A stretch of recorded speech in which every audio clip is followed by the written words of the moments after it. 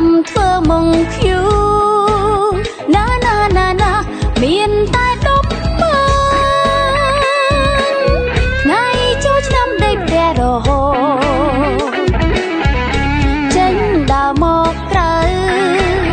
ឃើញគេក៏កុំឲ្យធុញទ្រាន់ទិញទឹកសុទ្ធមួយដបទិញអំពៅមួយថង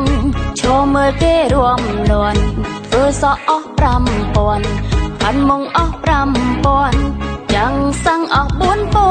4000សាំងចុះថ្លៃតួនចាយគ្រាន់ទេណោ